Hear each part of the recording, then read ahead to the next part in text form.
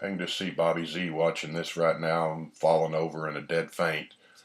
In my defense, though, it only cost me $1, so you know. And actually, to be honest, the record's in pretty good shape. A lot better than the cover is. I do need to upgrade this one of these days, but uh, we'll get to that. This is the copy that I have now. The record plays fine, cover notwithstanding. This would be Surf's Up by the Beach Boys. Their August 30th, 1971 release came out after the album Sunflower that I reviewed in my last Beach Boys video, which came out in 1970. So here's the album cover, which has seen better days, as you can tell. Not too much on the back, just song listing. Show you the records on the turntable there, so I'm not going to walk over and get that. But here's the exciting inner sleeve, which is actually pretty cool. They had these, there's like 5 or 6 double albums that you could buy. They were kind of lost leader sampler albums from Warner Brothers for $2 a piece, and one was $1 and another was $3, but the rest of these were $2, and you get Beach Boys, Jethro Tull, Neil Young, Frank Zappa, The Kinks, Joni Mitchell's on there, Randy Newman, Louis Shelton, whoever that is, Jimi Hendrix is here, Ella Fitzgerald. So you get a whole bunch of stuff for a whopping $2. You could have bought all of these for 8, 9, $12. Get you a triple album and a bunch of double albums. Still got, maybe I should send my money in to this place and see if they show up in the mail 40 years later. And on the inside, I don't know why there's 2 of these, but so a little insert on the inside, which is a sun-baked beach coast, and thing opens up. Got some information on who plays on the album and so forth, and then the lyrics, and then some pictures of the band, which kind of cheesy packaging in that part, because a lot of these pictures are from back in the 60s, or in a few years earlier, and some of them are current, I guess. But anyway, so this is, yeah, the Beach Boys 1971 album, and we're still in that time when they had been largely forgotten and seen as out of date, and no one much was paying too much attention to them at all. The last album that I reviewed, Sunflower, only got to number 151 on the charts in the US.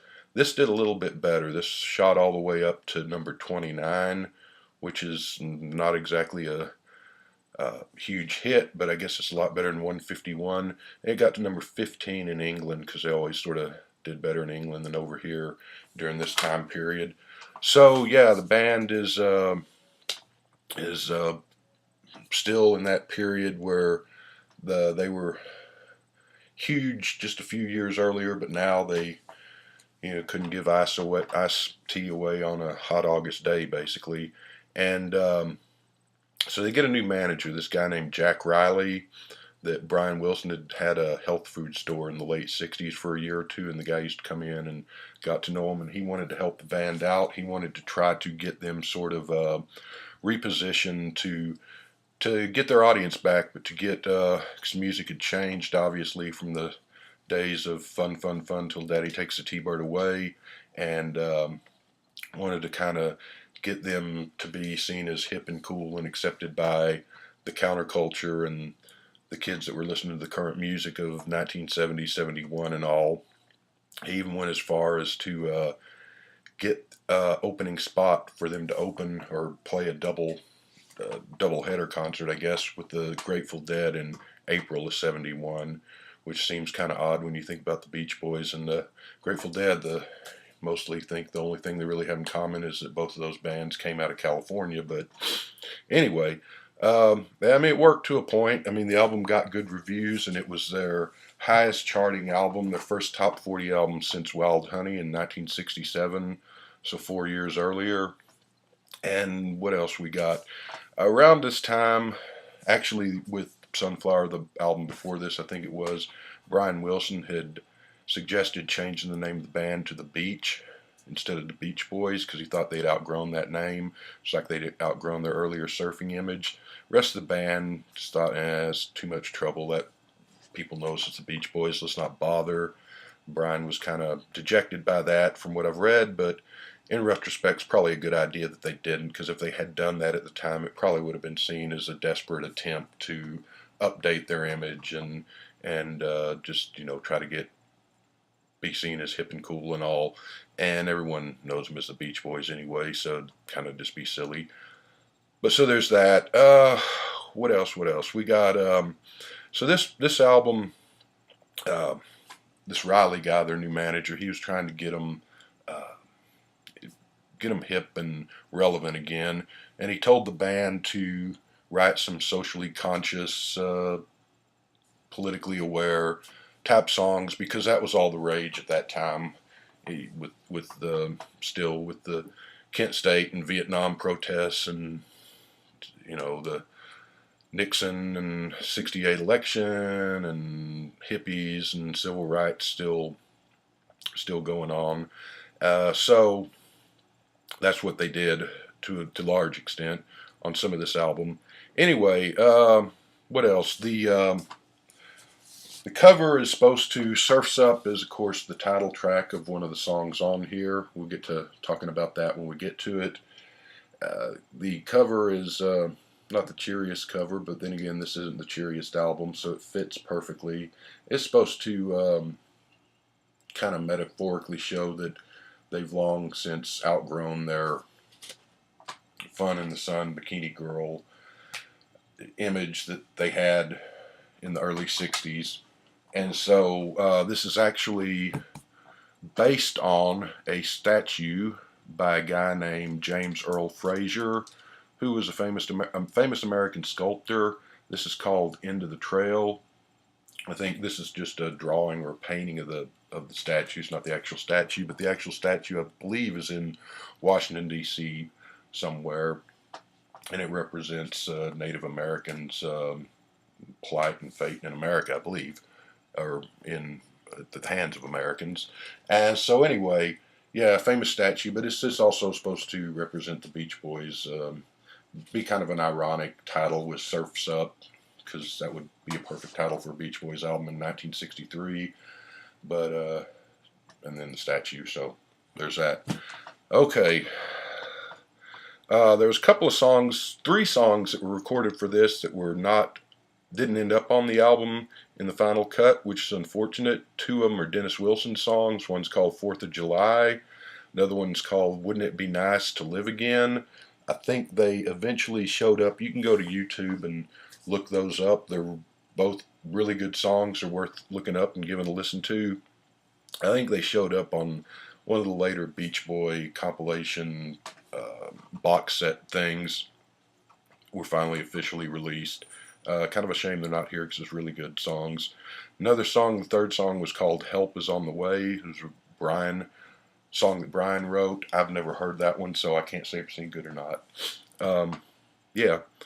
So, to the Beach Boys' credit, they're still they've been trying to stay relevant and trying to evolve and refine their music and their art all the way from Pet Sounds to now, and all the albums from Pet Sounds to now have been really great by and large. So, and they're still trying to do this at this point. They're not the oldies act that people think of them as today just yet, though that would not be too far in the future from now, but we'll get to that in time. So what else? Also like Sunflower Album, an album that I think I gave that a 9 or a 10. I'd have to look at should have watched my review, but I gave that high marks. Great album, Sunflower. Go check it out. But like Sunflower, this is also one that and I don't know, I was like 9 or 10 when this came out, so I don't know how much airplay it got in I was younger than that. I was like 6 or 7. Keep thinking this came out in 73 for some reason, but it was 71. So I have no idea how much airplay this got at the time. I don't remember ever hearing any of these songs really on the radio ever. basically. But they're still making music. They're still making still trying to evolve and make artistic music and into it and so forth. That's what I'm trying to say. But this is one just like Sunflower that if you played this for people that weren't familiar with this album, and then apparently a lot of people aren't, uh, said, play this song and try to guess who this is. I don't think most people would guess the Beach Boys because a lot of this, there's still some Beach Boy sounding stuff in here and there, but a lot of this doesn't sound much like them at all. So what it really comes down to is this is basically a pretty good kind of hard rock, not Black Sabbath, Led Zeppelin, but kind of rock and roll, hard rock album from the early 70s, more than what you would typically think of as a Beach Boys album, with some exceptions. Some of the songs are not hard rock per se, but I'm rambling, so let's get on to the songs. First song on side one is called Don't Go Near the Water, written by Mike Love and Al Jardine. Mike, Al, and Brian Wilson sing. Kind of hippy-dippy lyrics of don't pollute the ocean type message, which a little corny, but I mean, it's a relevant and true message, just delivered in a little bit of a corny fashion. But pretty good singing and got a nice little outro to it. The music, so I don't know if that's a mandolin or that they're playing in there, but it sounds nice. Kind of funny. Don't go near the water. This is when you think of just a few years earlier, they were, let's go to the hamburger stand, let's go to the beach, let's go surfing USA. Now they're saying don't go near the water. A little bit ironic. Not a bad song, not a great song. I'm going to give it a 7.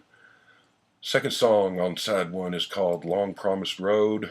Carl wrote this with the Jack Riley, the new manager guy, had a hand in writing it. Carl sings it. It's a nice song. It's kind of in spite of all the setbacks and obstacles of life, just stick in there and persevere type message. This is Carl's first, probably major composition or songwriting credit. And he had had a few co-writes and stuff on the earlier albums, but this is his probably first songwriting credit, actual or proper. I give it a 7.5. It's a pretty good song. Song number 3 on side 1 is called Take a Load Off Your Feet. This is written by Al Jardine, Brian Wilson, and somebody named Gary Winfrey, Oprah's brother, I don't know. But actually, Winfrey was a friend of Jardine's that they had gone to school together back when they were kids and hadn't seen each other in several years. Winfrey moved away or went in the army or went somewhere, and they came back, and him and Jardine hooked up, old friends still. Winfrey's wife was pregnant at the time, and her ankles were swollen, and so that's said to be the inspiration for the song, which is a song about all the things that can happen to your feet if you don't wash them and take care of them. Kind of silly song, but I don't know, I guess it's fun, but it's sort of a Octopus's Garden, Yellow Submarine type bit of silliness. I give it a 6. Yeah. So yeah, number 4 song on side 1 is called Disney Girls 57, as in 1957. Bruce Johnson wrote and sings this. A lot of people covered this song, including Doris Day and Art Garfunkel and quite a few others. It's kind of a very heartfelt blast of recent nostalgia. By that I mean that Bruce Johnson at this point was probably late 20s, maybe 30. So sort of looking back on the old days of youth, which would have been the very recent old days for him, as opposed to if he had written it today when he's, whatever he is now, 60, 70 years old. So just sort of looking back on your youth, and really, really nice, heartfelt, beautiful little song. Musically, it's a little bit too wimpy and mellow, and just sort of, I would have liked it to have a little more oomph to the music. and it would have been an all-out classic if it did, I think. But I'm still going to give it a 9, and it's one of the best on the album here. So Disney Girls, it's a good one, and it's one he still performs in concert. It's kind of his signature song, I believe. So number 5 is the one that gets a lot of gruff from everyone. People, kind of an embarrassment, and people don't like it. It's called Student Demonstration Time.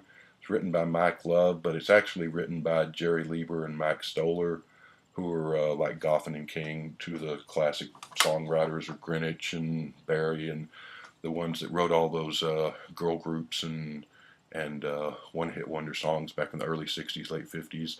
So Lieber and Stoller wrote this song called Riot in Cell Block Number 9 back in 1954. Student Demonstration Time is that song with different lyrics, basically the same music, and it's tries to be real political and all. It's, you know, stuff like Kent State and student protests and Vietnam protests and racial strife and so forth. Of course, it's Mike Love doing it, so it's kind of silly and goofy. But I will give that this is one of Mike's most rocking, rough, uh, intense vocal performances. Because, you know, he's usually, you think of the Beach Boys as the smooth harmony and so forth. And so he kind of rocks out on the voice. The guitar is pretty good. Carl plays guitar. It's a little cool. It's a silly song. It's a dumb song. I mean, it's trying to be something like Ohio, the Neil Young song that came out right around the same time, or something along those lines, and it just doesn't quite cut it. It's I mean, I guess its heart's in the right place, but it's a bit silly. I'm going to give it a 5. And most people would say that's being generous in that, because I think a lot of people consider this one of their worst songs ever. Uh, but I mean, the guitar sounds cool, and Mike Love, as goofy as he is, does have a nice vocal uh, lead here, and so credit where credit's due. Things improve a little bit here when we move to side 2, and the first song on side 2 is called Feel Flows. Carl wrote it with Jack Riley, the manager guy. Carl sings lead. It's a very spiritual missive of sort of hope and endurance, and it's this is one of those, if you played it, this actually shows up in the movie Almost Famous. I don't know if you all remember that or saw it, the old Cameron Crowe movie. I haven't seen the movie since way back when it came out, so probably need to watch it again sometime soon. And I'm sure that I heard the song when I saw the movie way back when, but I didn't know who it was. But yeah, most people, if you didn't know this was the Beach Boys and played this, would probably never guess. They'd probably think some early '70s Three Dog Night, Grand Funk Railroad type, something like that. It's a pretty hard rock song. Sounds a million miles away from, you know, French Bikini on a Hawaiian Island Girl, which is, you know, not a good or a bad thing. It's a really good song. Hard rock, almost prog in places, kind of folky in places, kind of a Led Zeppelin 3 vibe to parts of it. Really good song. I'm going to give this a 9.5. Another one of the best ones on the album, this and Disney Girls so far. Song number 2 is Looking at Tomorrow, the welfare song. Jardine and Winfrey, his old buddy, Oprah's brother, co-writes with Jardine again. Jardine sings the lead.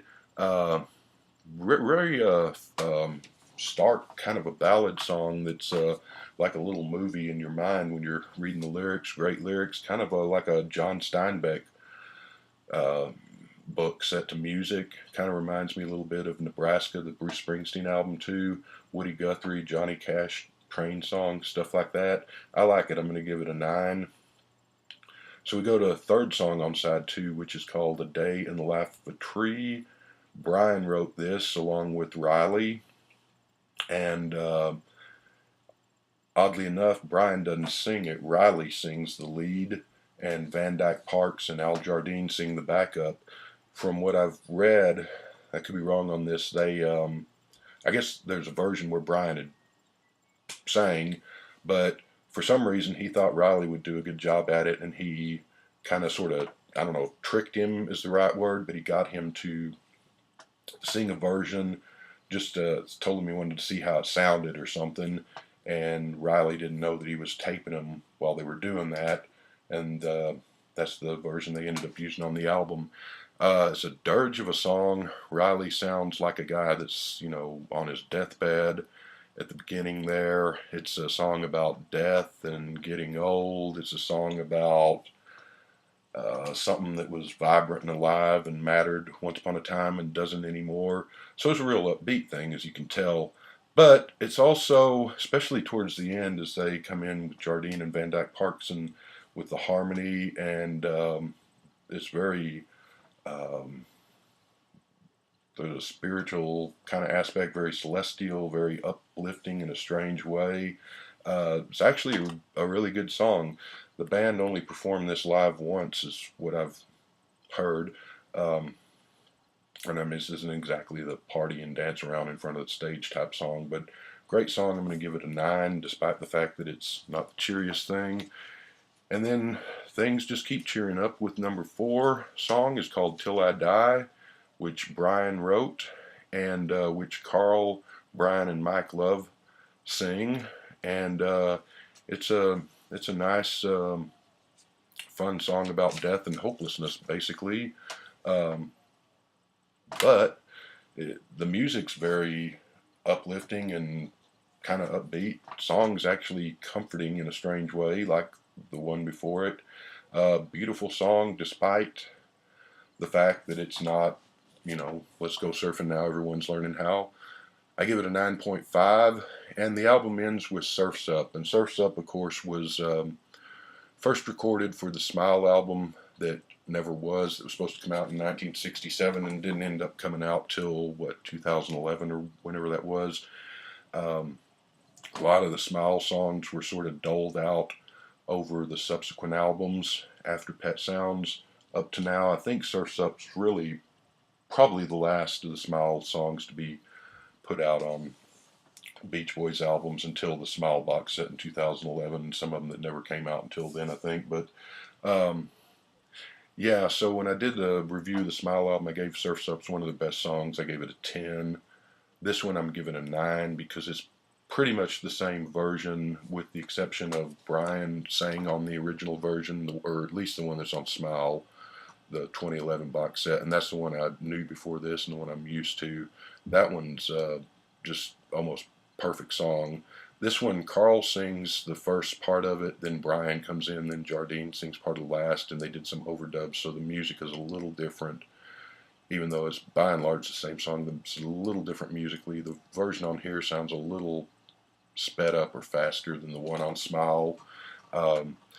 Doesn't quite have the majesty and the magic and the wonder of the Smile version, but it's still great. So I'm going to give that well, I'll give it a 9 instead of a 10. So overall, this one I would say the two before, Sunflower and 2020, I like better than this, but I'm going to give this album a 7.8 for right now, because I think, like Friends, which came out before 2020, when I first got to that, I wasn't crazy about it. I liked it, but didn't like it as much as the ones before it and after it. But that's really grown on me in the last several weeks or whatever. And this one has the feel of something that's a grower too. So it's a solid, good album. I wouldn't say it's quite as good as Sunflower or 2020 or Wild Honey for that matter, but it's pretty good. Doesn't sound a whole lot like the Beach Boys for the most part. In some places it does. It's worth checking out. And so yeah, they're still progressing here. Just not really many people are paying attention, even though this did a little bit better than Sunflower as far as chart wise. But again, I've never really heard. I might have heard. Well, I really can't remember hearing any of these songs. And if you listen to oldies radio, you're not going to hear any of this. But it's worth checking out. I give it a what I say, 8.5 there. Can't remember now what I said. Getting old. All right.